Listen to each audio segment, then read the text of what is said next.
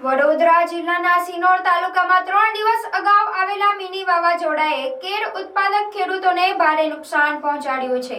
માલસર માંડવા વિસ્તારમાં અંદાજે 300 થી 400 વીંગામાં ઉભેલો કેળનો પાક જમીનદોસ્ત થઈ ગયો છે। આશરે 100 જેટલા ખેડૂતોનું મોટું આર્થિક નુકસાન થતા તાત્કાલિક સર્વે અને વળતરની માંગ કરી રહ્યા છે। વડોદરા જિલ્લાના સિનોર તાલુકાના માલસર માંડવા વિસ્તારમાં 3 દિવસ અગાઉ વરસાદ સાથે આવેલા મિની વાવાઝોડાએ કેળના પાકોને ભારે નુકસાન પહોંચાડ્યું છે। અંદાજે 300 થી 400 વીંગામાં ઉભેલા લણણીના આડે પહોંચેલો કેળનો પાક જમીનદોસ્ત થઈ ગયો છે। ભારે પવનના કારણે કેળના છોડ ધરાશાયી થતાં આશરે 100 જેટલા ખેડૂતોની મહિનાઓની મહેનત પર પાણી ફરી વળ્યું છે। હાલ સ્થિતિ એવી છે કે જમીન પર પડી ગયેલો કેળનો પાક વેપારીઓ પણ ખરીદવા તૈયાર નથી। એટલું જ નહીં, નુકસાન પામેલો પાક ખેતરમાંથી બહાર કાઢવાનો ખર્ચ પણ ખેડૂતો માટે ભારે બની ગયો છે। નુકસાનગ્રસ્ત ખેડૂતો દ્વારા ગ્રામ પંચાયત અને બાગાયત વિભાગ સમક્ષ તાત્કાલિક સર્વે હાથ ધરી યોગ્ય વળતર ચૂકવવાની માંગ કરવામાં આવી છે। નર્મદા કિનારાના બાગાયતી ખેડૂતો માટે આ કુદરતી આફત ભારે આર્થિક ફટકો સાબિત થઈ છે અને સરકાર વહેલી તકે સહાય જાહેર કરે તેવી ખેડૂતો માંગ કરી રહ્યા છે।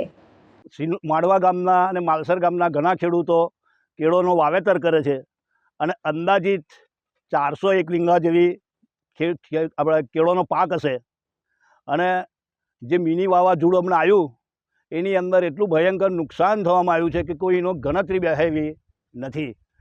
હવે આ છોડ અમારે લગભગ 1.5 વર્ષનો પાક હોય છે અને બિલકુલ સતંદર હોઈ ગઈ છે કેળો અને કોઈ જેવું લાગતું નહીં કે હવે એનીમાંથી કેળનું 1 રૂપિયો પણ આવે અને એટલી બધી હુકાઈ ગઈ છે, પડી ગઈ કેળો કે એને કાઢવાના પૈસા બી હવે ખેડૂતો પાસે નથી। એટલે અમારી સરકારને એક વિનંતી છે કે અમારી હમું સરકાર કંઈક જોવે અને કંઈક સહાય આલે એવી અમારા માલસર અને મોડવા ગામના આપણે ખેડૂતોની વિનંતી છે।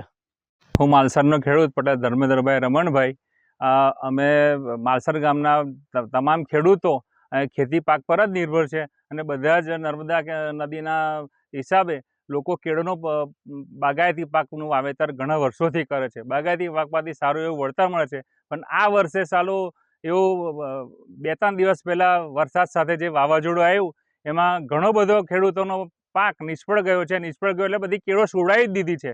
અત્યારે જે કેળો પડેલી છે એમાં એ બહાર કાઢવાના બી ખેડૂતો પાસે પૈસા નથી। તો સરકારશ્રીને મારી નમ્ર વિનંતી છે કે આ ખેતરોનો સર્વે કરાવે અને ખેડૂતોને યોગ્ય વળતર આપે એવી સરકારશ્રીને મારી નમ્ર વિનંતી છે।